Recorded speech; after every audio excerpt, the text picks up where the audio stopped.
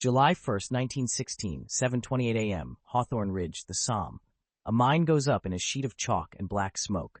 2 minutes later, at 7:30, whistles. Men of the 29th Division rise in neat waves, bayonets forward, rifles slung, grenades in sacks. They walk into lanes they think exist because gunners promise them.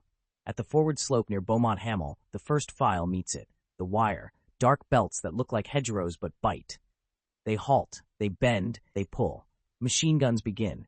The foreshadowing sits in the smoke. 7 days of shells, and yet the wire is there.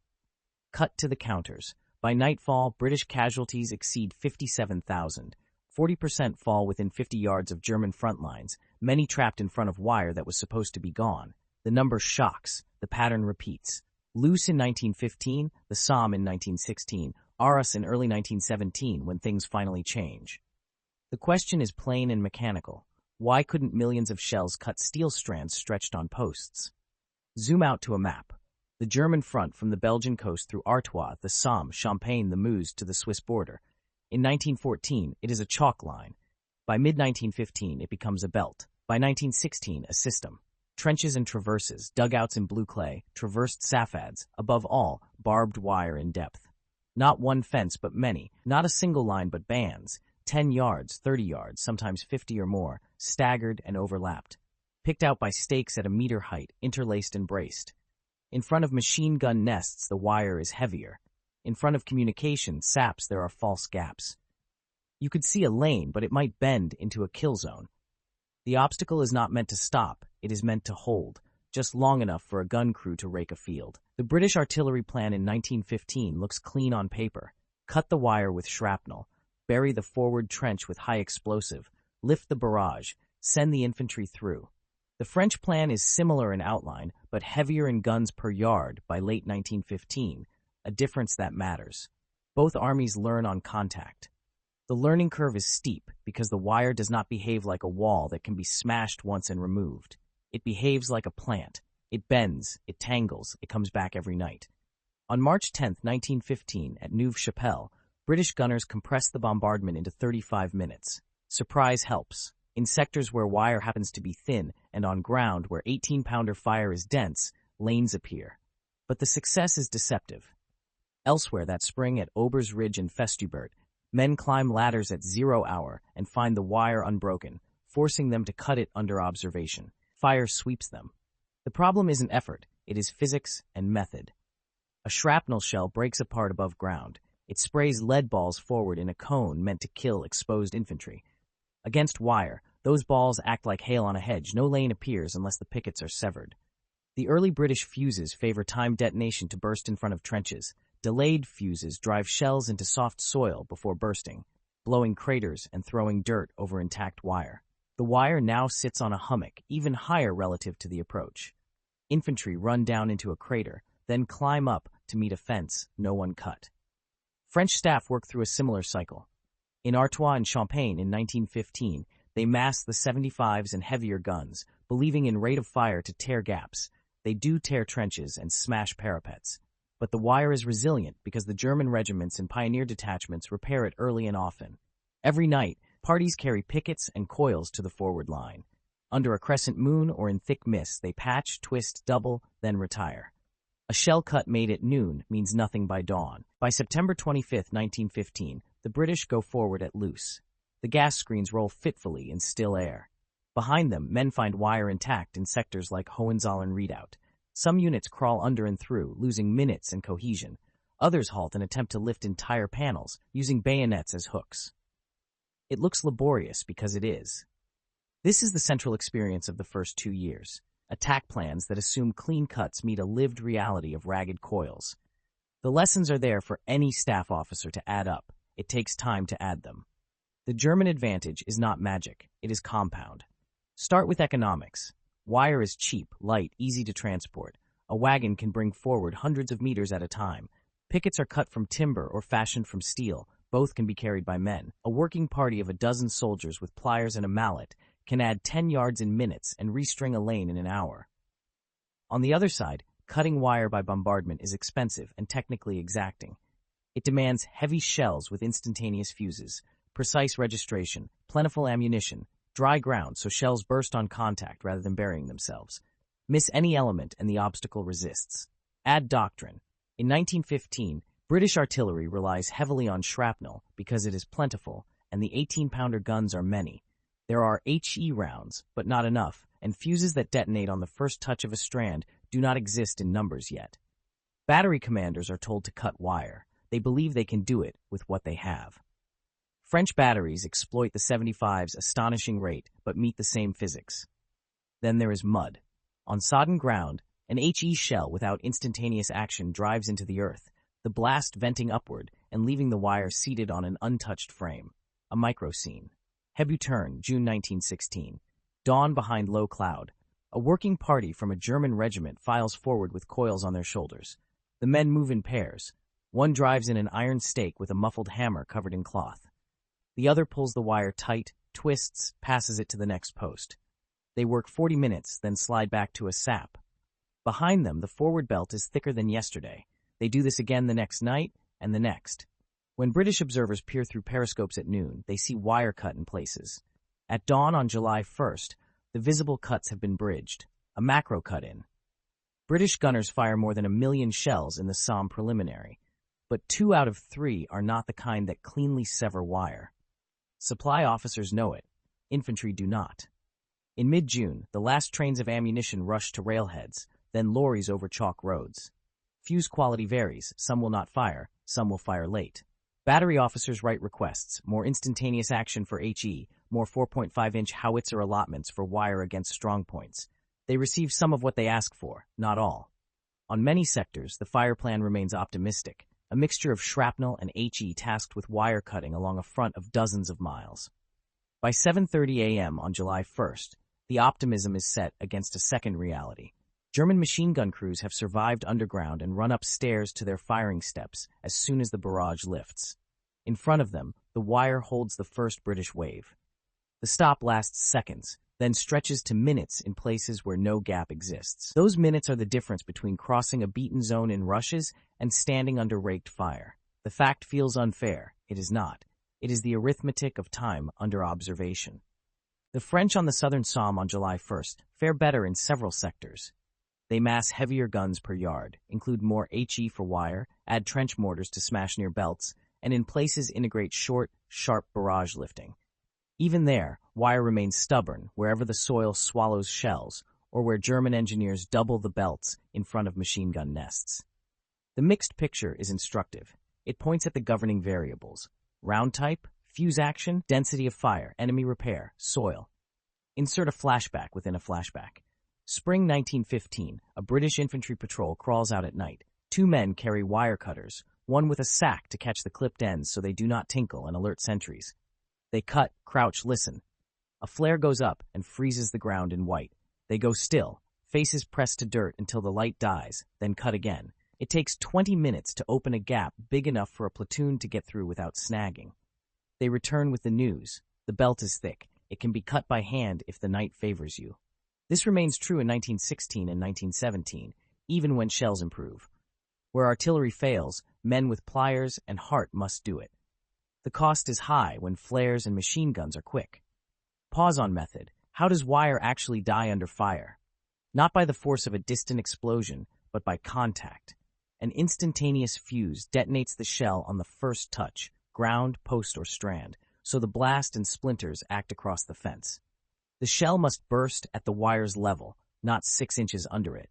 It must come in thick enough to eat a lane many yards wide, because one man cannot file a battalion through a man-width door under fire. And the gunners must do this along a frontage wide enough that the German commander cannot mass his enfilade guns on the surviving belts.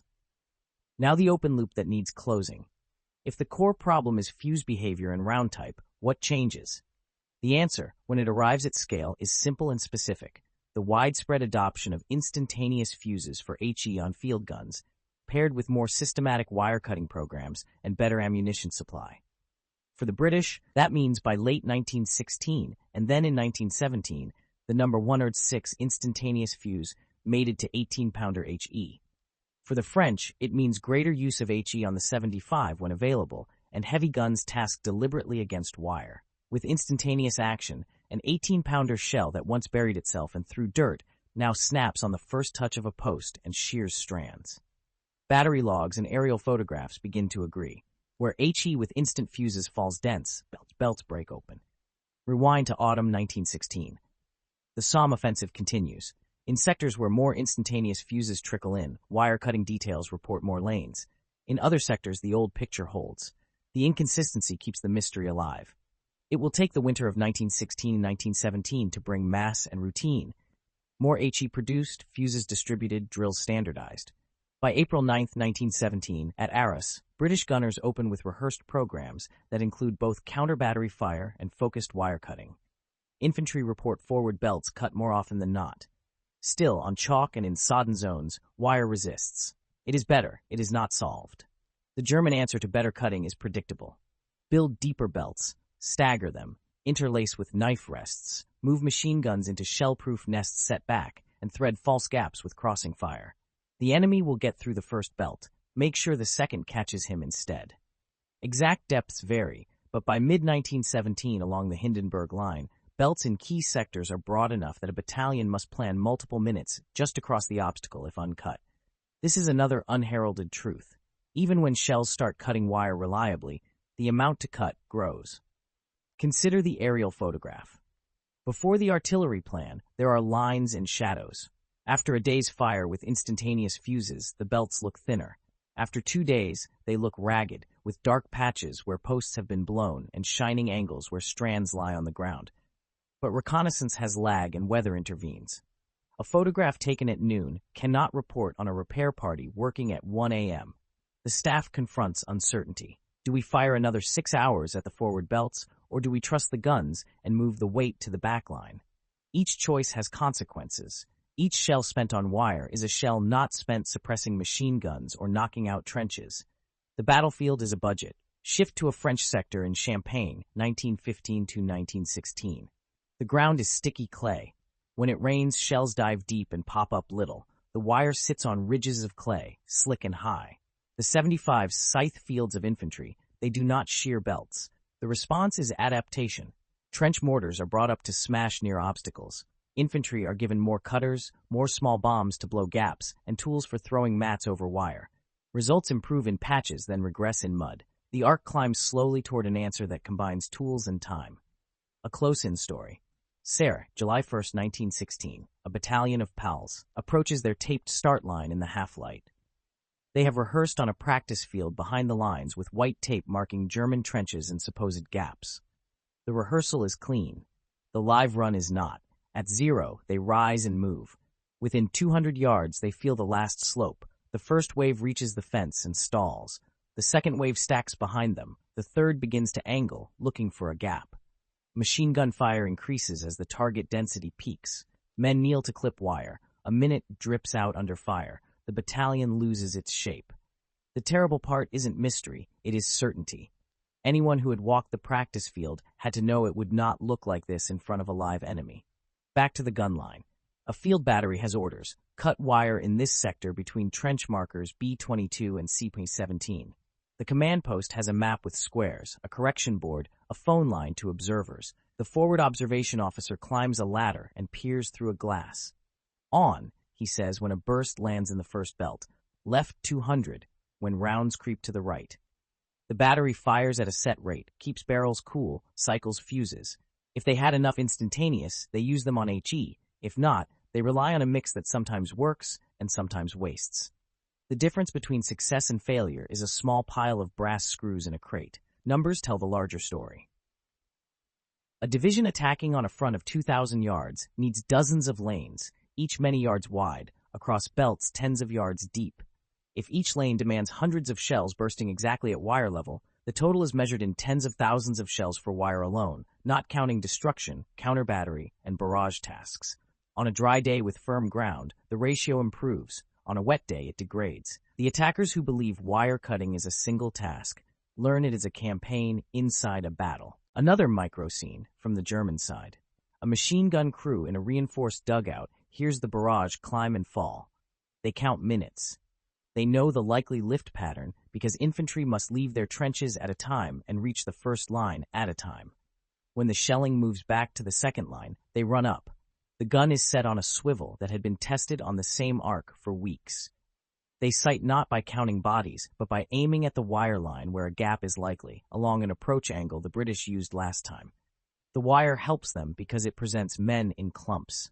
The gun does its job not because its crew is heroic, but because the obstacle creates a predictable geometry. Now the inflection point, the moment the open loop resolves. Late 1916 into 1917, the ammunition factories deliver. Instantaneous fuses arrive in quantity. The tactic becomes habit. Use 18-pounder HE with instant action to cut wire. Use howitzers to smash strong points in trenches. Integrate trench mortars for near obstacles. Fly more sorties to verify lanes. Add rating to confirm at ground level. At Arras, at Messines, and even in the early days of Passchendaele when ground is still firm, British brigades report wire cut to plan more often than not. French attacks in 1917 under Nivelle fail for other reasons: overambition, exposure, depth of German defenses. But in many sectors, the obstacle that stopped waves in 1915 is no longer the primary cause. The reveal is mundane but decisive. The wire was never indestructible. The shells were wrong and the method incomplete. State it plainly. The wire did not beat artillery. Artillery beat itself by using the wrong fuses and the wrong round in the wrong conditions for too long. When fuse, round, and program aligned, wire yielded. The before and after contrast tightens. Before, men brought cutters. After, guns brought lanes. Before, shrapnel rattled uselessly against strands. After, he burst at wire level. Before, planners assumed. After, they verified with air photography and patrols. The thesis fits the experience across armies and years. The obstacle's power lay not just in steel, but in the mismatch between doctrine and physics, and in the German ability to repair faster than shells could correct for earlier mistakes. Zoom out from the gun line to the logistics line. Wire's tactical effect rests on an operational truth. It is light and easy to move. In 1916, a rail spur can deliver a trainload of coils behind the German lines. Horse carts and men carry these forward through communications trenches, protected from view. Every night, every sector, he adds a little. On the Allied side, changing the shell mix requires factories, railways, depots, new orders, and new training. The lag is measured in months. The barrier in front of the platoon sergeant on July 1st is the product of that lag as much as German pickets and enthusiasm. Consider the moral load on the infantry. Daylight wire cutting is suicide. Night cutting is a contest against flares and luck. If the wire is intact at 0 hour, doctrine says push through, maintain the timetable, reach the barrage before it lifts. Men do what the timetable demands. Many die exactly where the worksheet says they should never have been, paused and upright. This is the clearest link between staff assumptions and human cost. A barrier that was supposed to be gone forces obedience into a trap. By mid-1917, a new tool joins the method: tanks. At Cambrai in November, they roll forward in the hundreds and flatten belts that would have taken hours to cut. Engineers follow to widen lanes. The artillery plan emphasizes surprise over prolonged cutting. For the first time on a wide front, wire becomes a secondary issue in sectors where tanks go. Yet even at Cambrai, the picture is mixed. In places where tanks bog or are few, wire resumes its old primacy. The tank is not the universal answer. It is another variable that, when present in sufficient numbers on firm ground, diminishes the wire's leverage. Return to a French field in 1918. The German spring offensives break trench stalemate with infiltration, fog, and concentrated fire. Here, too, wire acts differently. Defenders use belts to channel attackers into arcs for field guns firing over open sights. Attackers bypass or blow through partial obstacles with Stoßtruppen tactics. The wire is still potent when it holds someone under a gun for seconds. It is irrelevant when no one pauses. The lesson holds in reverse. The obstacle is never an independent force. It lives or dies in combination. Numbers, again for clarity.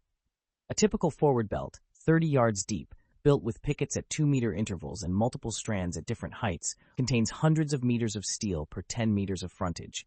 To clear a gap 10 meters wide, you must sever dozens of pickets and hundreds of strands. An 18-pounder HE shell with instantaneous fuse that bursts on a stake will shear strands in a radius of a few meters. Multiply by density. Plan to overlap the effects. If you fire at low density, you make a mess, but not a road.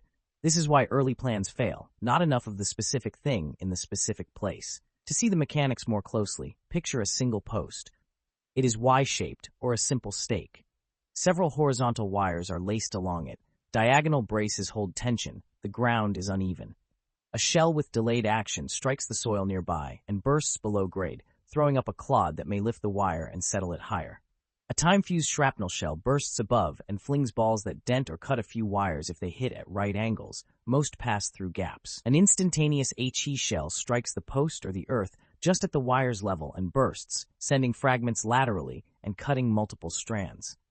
The physical picture explains the statistic. In the absence of instant fuses, ammunition expenditure for true lanes becomes astronomical. With them, the expenditure becomes merely heavy. Look across armies. The Germans understand the lesson from the other side.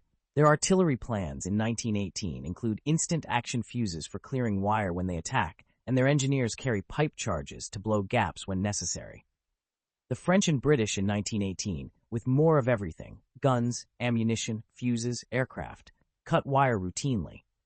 What stops attacks by late 1917 and 1918 is no longer wire as such, but the resilience of defense in depth, mud, exhaustion, and the power of massed machine gun and artillery fire. The wire remains dangerous. It is no longer the defining surprise. Return to the human scale. Imagine a corporal on the Somme who survives July once.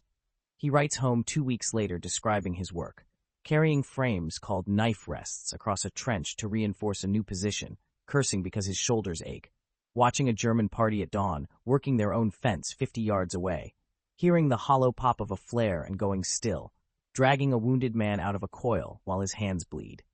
In his world, wire is not a diagram in a training pamphlet. It is a daily material, touched and feared, repaired and cursed. The fact that a clever fuse now exists does not erase his memory of the day the shelling ended and the fence still stood. Shift to staff memory. After the war, when men write their official narratives, the topic of wire sits inside the larger sections about artillery development and infantry tactics. It looks technical and clean, a problem statement, a solution in the form of better fuses, an outcome measured in improved lane cutting. What vanishes in the summary is the year-long lag where men died learning a simple thing, the difference between a time fuse and an instantaneous one, the difference between shrapnel and HE at wire level. Those months are paid for in battalion rolls. Take 3 comparative images side by side. September 1915 at Loos, belts intact in sectors, attackers delayed, defenders with overlapping machine gun arcs, assault blunted in minutes. July 1916 on the Somme, belts partially cut, attackers find heaviness of belts near machine gun nests, assault blunted in hours with catastrophic cost. April 1917 at Arras, belts cut more consistently, attackers penetrate first lines, advance limited by other factors, counter-battery, depth of defense, and rain. The curve bends the way every technical fix in this war bends, slow at first, then decisively, and always at a price. There is irony in scale. For want of a fuse, a plan fails. For want of a plan, a day fails. For want of a day, a campaign staggers. The war feeds on small mismatches magnified by the total mobilization of industry. Wire appears in photographs as thin lines of shadow. It weighs almost nothing. It costs little. But where doctrine fails, that thin line exerts the weight of an army. Bring in the French voice again through action. Verdun 1916, the terrain is different. Woods, ravines, forts. Wire plays a different role, but a familiar one, anchoring machine gun nests, pinning counterattacks. French counter-barrages there grow more precise across 1916. Trench mortars smash near obstacles. Rolling barrages are refined. The emphasis on contact bursts spreads. When, in 1917, French units attack on the Aisne, some belts go down as planned. Others persist because the defense in depth and soggy ground impose. The point is not to paint one army as clever and another as slow. All armies update against a resistant material reality. Now an inversion of the opening scene. Picture Hawthorne Ridge again, but this time not July 1st but November, before winter closes in. British engineers on the ridge mark belts with tapes for a tank rehearsal. The tanks lumber through and press wire into the mud. The sound is not dramatic. It is grinding and metallic. No one is surprised. The audience for this demonstration is the staff. They nod. The obstacle that held men upright can be pushed flat by steel on tracks, if you have the tracks, the petrol, the firm ground, and time. If. The war is full of ifs. This one matters because it shows how the psychological shock attached to the phrase "the wire was uncut" begins to fade as methods diversify. Return to the numbers one last time to settle the case. The British in the Somme preliminary fire over 1 million shells across a 40-mile front. By July 1st, numerous belts remain intact. In 1917 at Arras, with better fuse supply and method, attacks on narrower fronts see wire cut to specification in more sectors. On days when grounds hold and HE with instantaneous fuses are used in mass, aerial photographs and infantry reports align, wires down, lanes open. On days when rain and mud dominate or fuse stocks are thin, old patterns flicker back. Belts hold, men pause, guns find them. The numbers track the physics, not wish. Consequence across time. The barbed wire experience in 1914-1917 is a case study in industrial war learning. It demonstrates that tactical obstacles have strategic effects when combined with doctrine and supply. It shows that cheap defensive measures can absorb immense offensive expenditures until the offense adapts in a targeted way.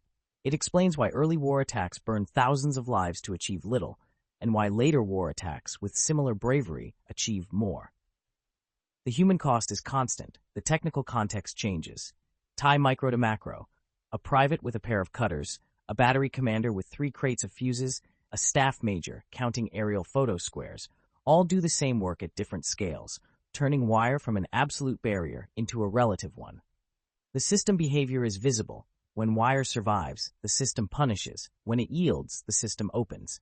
In both cases, the side that can measure, produce, and deliver the precise tool wins the minute that decides the hour. The moral reflection is unavoidable. The shock in the title, British and French troops confronted by intact wire after believing shells would cut it, is not about cowardice or folly. It is about expectation meeting fact. Men carried the belief forward because they needed to. Their officers carried it because the plan required it. When the plan failed, they died in rows. When the plan was repaired, they still died, but more reached the other side. That is as hard and as simple as it gets. Return to the opening image with contrast. The mine at Hawthorne Ridge, the whistles, the dark belts at the forward slope. Imagine the same ground a year later under a different program. Instantaneous bursts lace the belts for hours. Trench mortars smash surviving posts. Engineers and a few tanks widen and flatten. Infantry move under a tighter barrage. The wire still hurts, still tears, still takes, but it no longer stops the army at the fence line. The universal principle folds tight. The obstacle was not defeated by hope, but by method. Not by sheer volume of fire, but by the right kind of fire in the right place at the right time. Not through belief that the bombardment will do it, but through the grind of design, production, and rehearsal that turned that sentence from a wish into a fact. One line to hold in silence. The day the shells finally cut it was the day the war admitted that detail, not drama, decides.